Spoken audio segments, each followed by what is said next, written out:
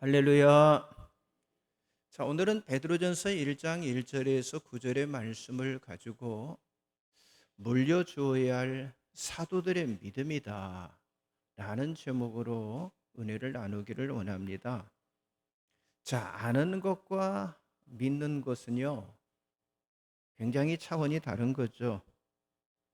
자, 하나님을 알기는 하지만 하나님을 진정으로 우리가 믿지 못한다면 그것은 단지 지식에 불과한 믿음이 되겠죠. 자, 세상에는요, 이런 종교적인 지식에 머물러서 구원에 이르지 못하는 사람들이 참 많습니다.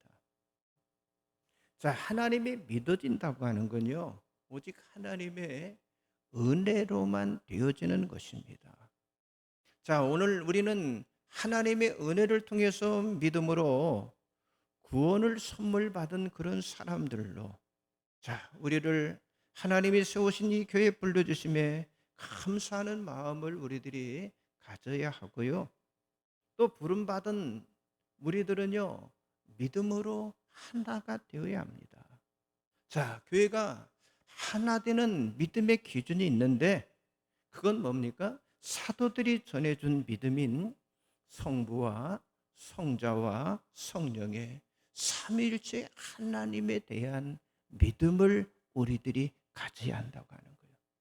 여러분, 교회는 아무 것이나 믿음으로 수용하는 것이 아니라 정확한 이 말씀의 기준을 따라야만 합니다. 자, 이러한 믿음이 되어질 때 우리가 하나님을 정확하게 알게 되고 또 교회가 구원의 바른 길을 제시할 수 있고요. 또 하나님이 원하시는 그런 교회를요, 우리들이 세워갈 수가 있다고 하는 거예요.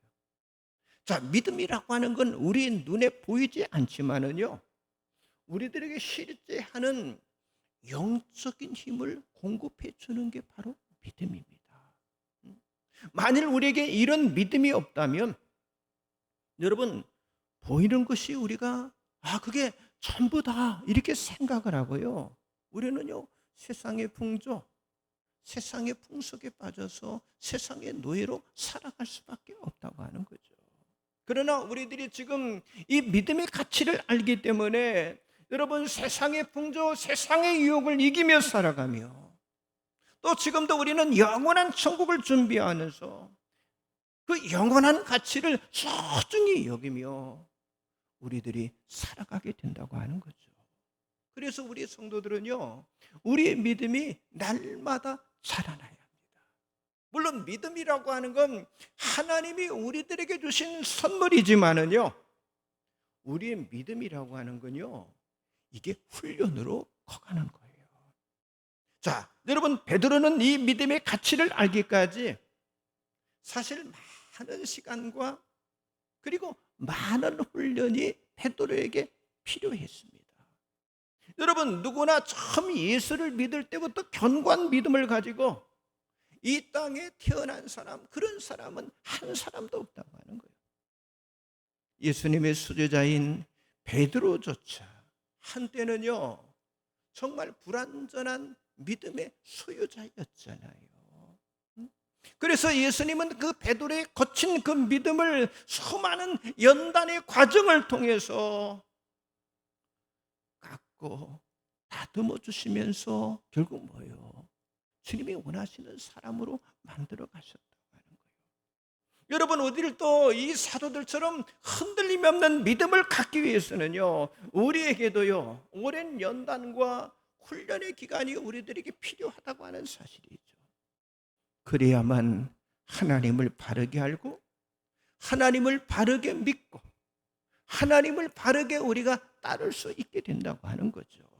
여러분, 우리 교회 안에 이런 믿음의 훈련이 되어지고 그리고 하나가 되어서 우리가요, 하나님이 부르시는 그날까지 우리는 끝까지 믿음을 지켜나가야 할 줄 믿습니다. 자, 그렇다면 우리들이 변함없이 우리의 후손들, 우리의 자녀들에게 물려줘야 할 사도들의 믿음은 과연 어떤 믿음일까요? 첫째는요, 하나님 아버지와의 관계가 회복되는 믿음입니다. 자, 베드로 사도는 먼저 하나님 아버지와의 관계에 대한 아주 이 확고한 믿음을 전해주고 있는데요. 이것은 하나님의 자녀가 되었음에 대한 아주 확신된 믿음을 가지라고 하는 거예요. 여러분, 하나님이 우리 아버지가 되시고 우리는 하나님의 자녀가 되었다고 하는 사실을 여러분들이 믿으십니까? 자, 베드로는 오늘 본문 1장에서 3번이나 하나님을 아버지라고 표현을 하고 있어요. 자, 주보 열어보시면 나와 있죠. 베드로전서 1장 2절, 3절, 17절 나와 있죠. 같이 봅니다. 곧 하나님 아버지의 미리 아심을 따라 성령이 거룩하게 하심으로 우리 주 예수 그리스도의 아버지 하나님을 찬송하리로다. 사람의 행위대로 심판하신 이를 너희가 아버지라 부른즉. 자, 베드로가 하나님을 아버지라고 부르고 있어요. 그런데 여러분, 주 1세기의 이스라엘 백성들에게는요, 두려움과 경외함의 대상인 창조주 하나님이 아버지라는 사실, 그들에게는요 굉장히 낯설은 표현이었어요.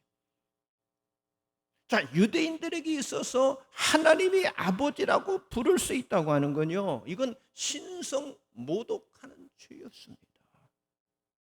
또 하나님을 두려움과 경외의 대상으로만 이해를 하고 있었기 때문에, 그래서 지금 사도 베드로가 아버지라고 이걸 표현하고 사용했다고 하는 건요, 이건 굉장한 갱신, 변혁과 같은 그런 일이었어요.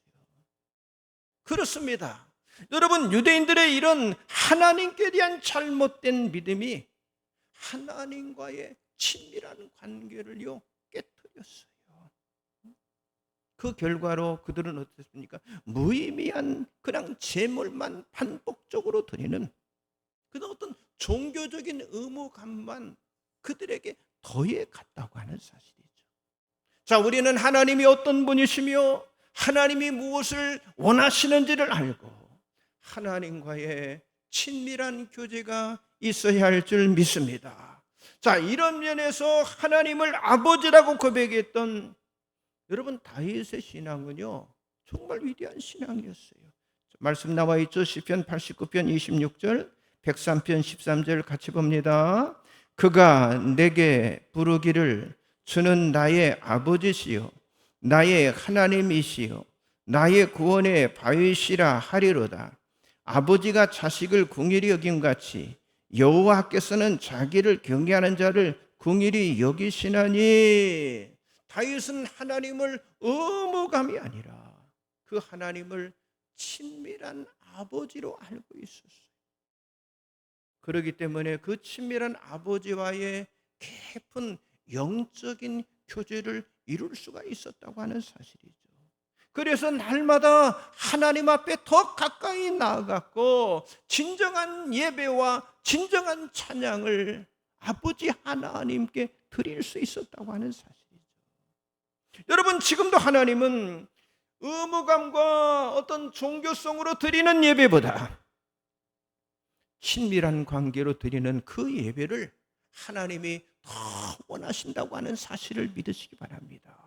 여러분, 우리들은 여기 사도들의 믿음을 따라서 하나님과의 친밀한 교제를 이루면서 정말 하나님이 원하시는 사람이 되고 하나님이 기뻐하시는 그런 교회를 우리가 세워 나가야만 합니다.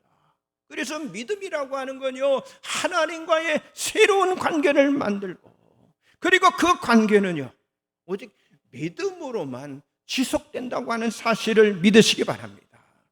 오늘 이 본문의 베드로전서에 나타난 성도들은요, 환난을 통해 흩어진 성도들 있잖아요. 극심한 박해와 고난 가운데 그들이 있었어요. 여러분, 이런 어려운 환경 속에서 하나님을 아버지라고 부를 수 있다고 하는 건 이건 뭐예요? 하나님의 은혜였다고 하는 거예요. 여러분, 우리들 마찬가지입니다. 우리들 또한 세상을 이길 수 있는 믿음이라고 하는 건요, 하나님 아버지와의 관계가 회복이 될 때만 가능한데, 창조주 되신 하나님이 우리의 아버지가 되시오 우리를 돌보시기 때문에 우리는 모든 환경과 어려움을 이겨낼 줄 믿습니다. 지금 베드로는요, 흩어져 있는 성도들, 흩어져 있는 그 교회들에게 권면을 하고 있어요. 자, 베드로전서 1장 5절 나와 있죠. 같이 봅니다. 너희는 말세에 나타내기로 예비하신 구원을 얻게 하여 믿음으로 말미암아 하나님의 능력으로 보호하심을 받았느니라. 여러분, 흩어져 환난을 통해서 흩어져 있지만은 뭐라고 말합니까? 하나님의 능력으로 보호하심을 받았다. 그렇습니다. 우리들도 하나님의 도우심으로 환경 속에 침몰되지 않고 보호하심을 받았다는, 그리고 건지심을 받았다고 하는 그 믿음을 우리들이 가져야 한다고 하는 거예요. 우리가 하나님의 자녀가 되었음을 확신하는 믿음은요, 하나님의 보호하심, 하나님의 돌보심을 받게 되어 있다고 하는 거죠. 하나님은 레위기 26장 9절에서 약속을 하셨어요. 같이 봅니다. 내가 너희를 돌보아 너희를 번성하게 하고 너희를 창대하게 할 것이며 내가 너희와 함께한 내 언약을 이행하리라. 여러분, 우리를 대적하기 위한 모든 위협으로부터 우리를 어떻게 해요? 보호하시고요.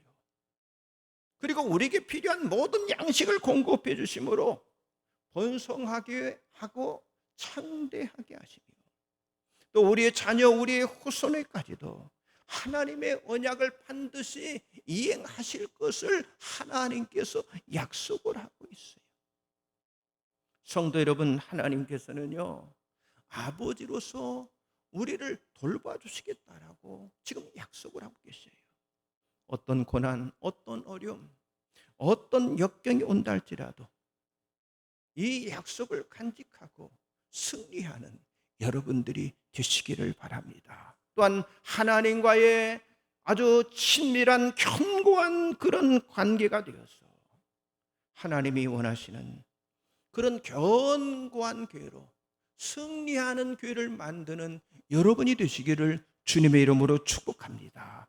옆 사람 앞뒤로 인사하세요. 하나님과의 친밀한 관계를 회복합시다. 두 번째는요, 예수의 십자가의 구원을 확신하는 믿음입니다.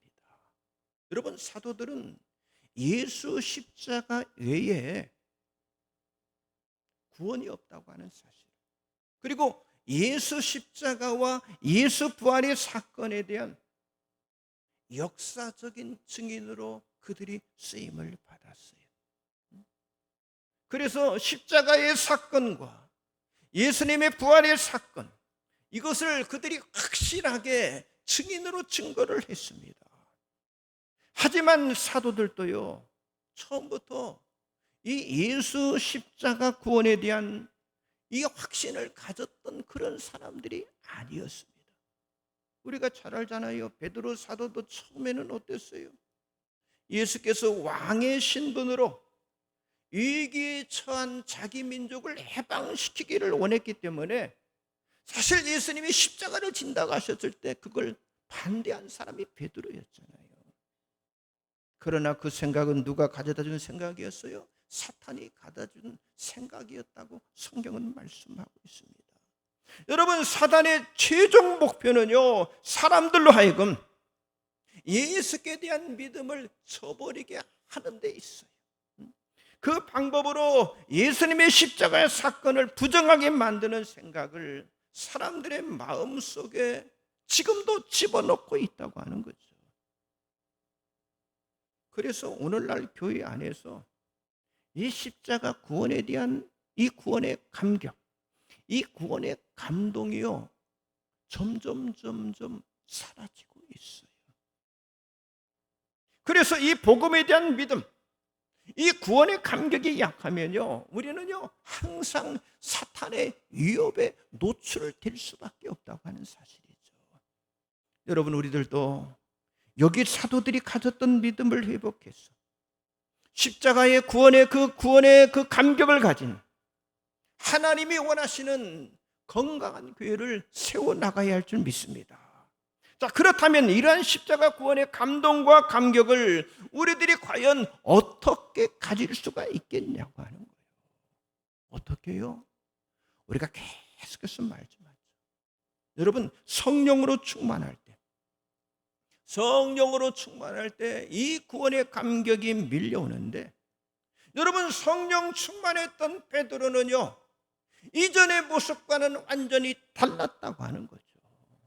오순절 마가다락의 성령을 체험한 베드로는요, 부끄러운 그 십자가를 이제는 아주 영광스럽게 인정을 하게 되었고요, 오직 십자가만이 하나님의 구원을 이루는 유일한 길이라고 하는 사실을 담대히 외칠 수 있는데, 여러분, 바로 이 베드로의 이 신앙, 이 믿음이 오늘 우리가 전해야 할, 우리가 가져야 할 성도의 본분인 줄 믿습니다. 자, 베드로전서 1장 2절 나와 있죠. 같이 보겠습니다. 곧 하나님 아버지의 미리 아심을 따라 성령이 거룩하게 하심으로 순종함과 예수 그리스도의 핏부림을 얻게 하여 택하심을 받은 자들에게 편지하노니 은혜와 평강이 너희에게 더욱 많을지어다.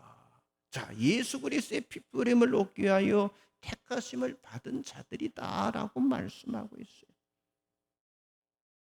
자, 예수의 그 핏부림, 십자가의 피 흘림의 사건은요, 인간을 향한 하나님의 저주를요, 용서와 화해로 바꾼 사건이었다고 하는 거예요.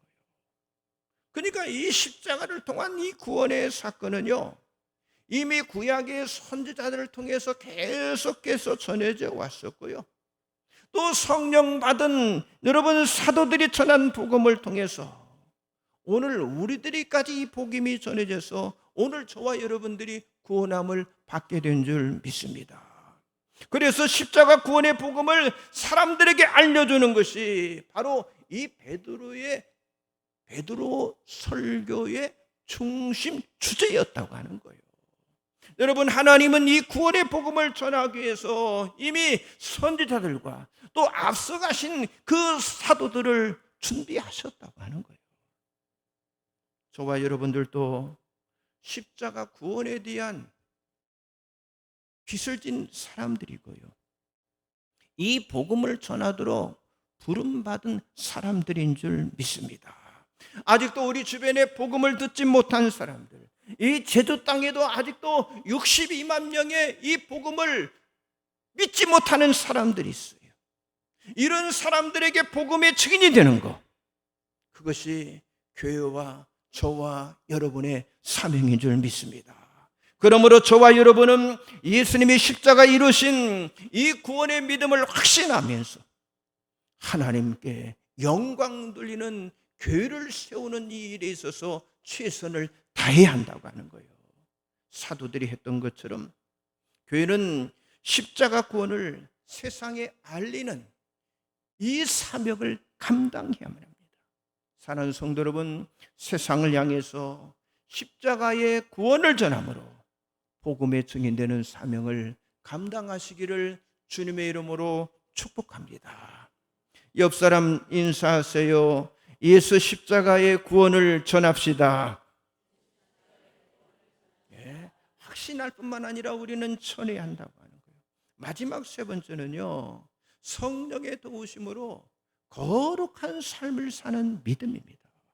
지금 사도 베드로는요, 환난을 통해서 이방에 흩어진 성도들 그리고 교회를 향해서 지금 권면을 하고 있어요. 자, 베드로전서 1장 14절 17절 나와 있죠. 같이 봅니다.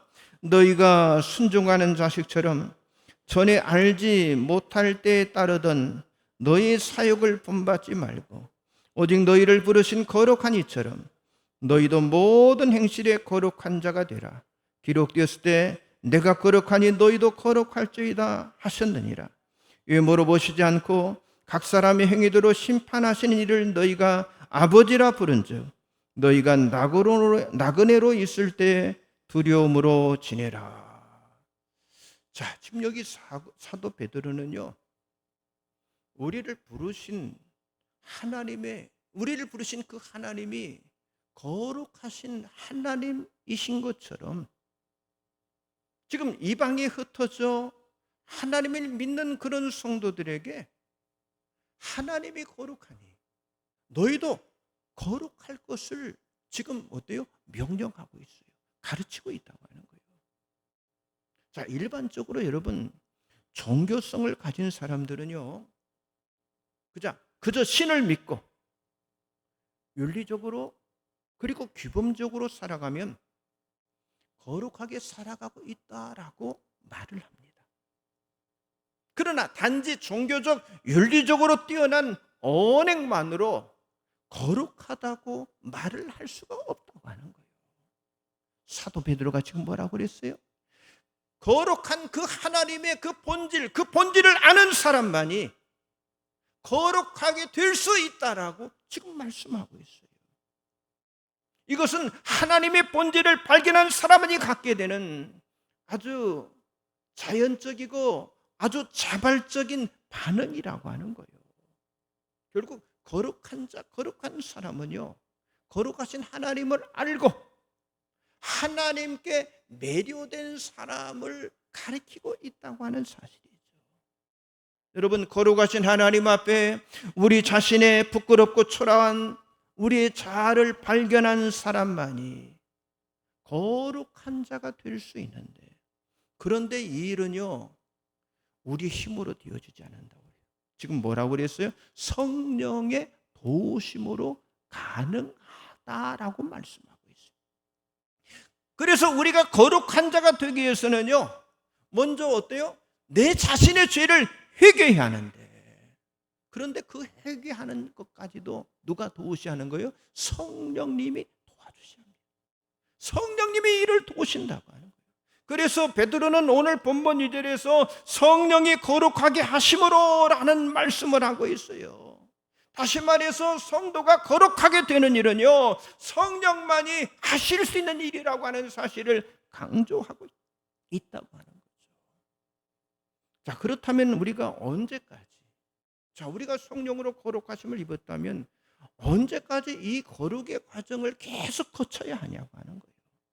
여러분, 성령님은 우리가 하나님 앞에 하나님 앞에 서는 마지막 순간까지도 저와 여러분의 영적인 성장을 도와주시는 분이신 줄 믿습니다. 그러나 이 영적인 성장과 이 거룩한 변화는요, 단기간에 이루어지는 것이 아니라 오랜 기간의 경험과 단계를 거쳐야 하기 때문에 항상 성령님의 도우심을 우리들이 기대를 해야 한다고 하는 거예요. 자, 사도들을 통한 오늘 우리들에게 주시는 이 믿음의 가르침은요, 단지 너희들 구원만을 받으라 이렇게 가르치지 않았어요. 오히려 구원받은 우리의 삶을 통해서 하나님 아버지와의 긴밀한 관계 속에서 어떻게 살아야 한다고? 거룩하게 살아야 할 것을 가르치고 있다고 하는 거예요. 여러분, 우리 성도는요, 하나님과의 친밀한 관계를 이루기 위해서 반드시 누구의 도움? 성령의 도우심이 필요합니다. 우리 자신의 힘으로 작심삼일이라는 말도 있죠. 단 며칠도 거룩하고자 하는 열망을 가지기가 어렵다고 하는 거예요. 여러분, 우리들의 삶의 변화를 일으키고 우리가 자녀된 신분으로 끝까지 죄와 싸울 수 있는 의의 본성을 지킬 수 있는 그 힘은요, 성령의 도우심으로만 가능하다고 하는 사실을 믿으시기 바랍니다. 그래서 우리들이 이 성령의 도우심을 받기 위해서 오늘 여기 변화된 베드로처럼 겸손한 마음, 간절한 기대감을 우리들이 가져야 한다고 하는 거예요. 물론 베드로가 처음 예수를 만났을 때 그 게네사렛 호수, 게네사렛 호수는 또 갈릴리 바다라고 그래요. 또 디베랴 바다. 그러니까 사는 지역에 따라서 그렇게 다르게 불러요. 게네사렛 동네 사람들은 저 갈릴리 바다가 게네사렛 바다다. 또 디베랴 쪽에서는 디베랴 바다다. 이렇게 서로 불렀던 거예요. 거기에서 밤새 수고했어도 물고기를 잡지 못했지만 예수님 말씀에 순종함으로 깊은 곳에 그물을 내릴 때 어땠어요? 많은 고기를 잡을 수가 있었잖아요. 그 순간 베드로가 무릎을 꿇고 주여 나를 떠나소서 나는 죄인으로소이다라고 자복을 합니다. 여러분 그렇습니다. 우리가 하나님을 경험하게 될 때 우리 자신이 얼마나 초라한 죄인이라고 하는 사실을 그때 깨닫게 된다고 하는 거예요. 여러분 거룩함은 예수를 만난 우리가 성령님의 감동과 성령님의 은혜로 우리들의 죄된 모습을 자백할 때 그때 가능하게 된다고 하는 거예요. 그렇기 때문에 여러분 우리 안에 있는 영적인 그런 교만함을 다 버리고 하나님의 거룩하신 임재를 경험하기 위해서는요 늘 성령님의 도우심을 저와 여러분이 구해야 한다고 하는 거예요.